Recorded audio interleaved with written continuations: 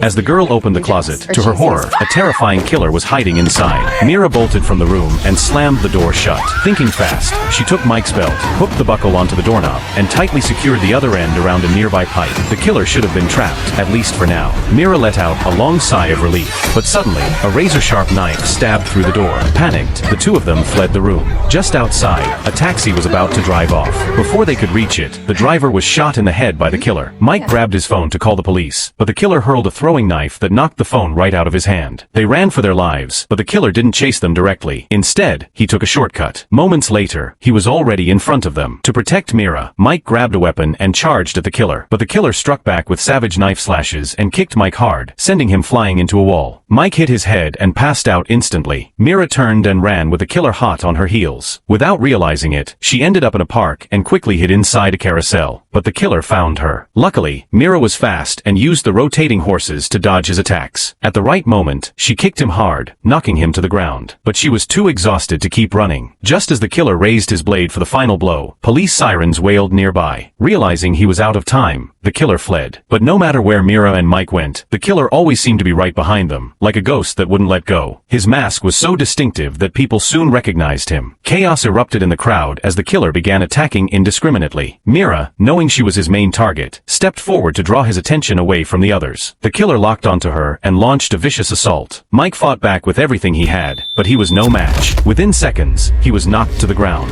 As the killer raised his blade to finish Mike off, blood suddenly poured out. They thought they had finally stopped him. The terrifying killer was dead at last. Surviving this nightmare had been anything but easy.